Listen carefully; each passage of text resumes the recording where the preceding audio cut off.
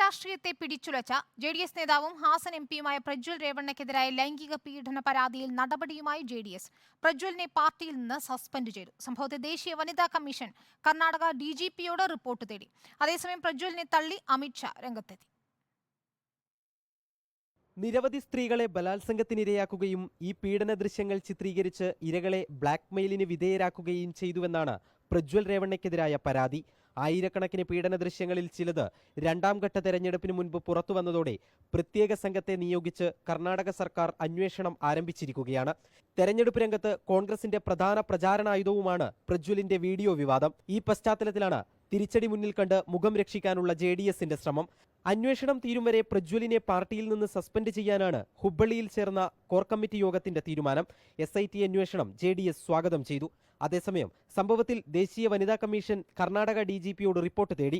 3 ദിവസത്തിനകം മറുപടി നൽകാനാണ് നിർദ്ദേശം. പ്രജ്വലിനെതിരായ പരാതി ദേശീയ തലത്തിൽ BJPയെ കൂടി പ്രതിരോധത്തിലാക്കിയതോടെ ഘടകകക്ഷി നേതാവിനെ അമിത്ഷാ തള്ളിപ്പറഞ്ഞു.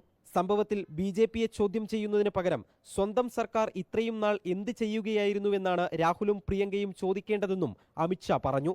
പരാതി ഉയർന്നതിന് പിന്നാലെ നാടുവിട്ട പ്രജ്വൽ ജർമ്മനിയിൽ തുടരുകയാണ്. റിപ്പോർട്ടർ, ദില്ലി.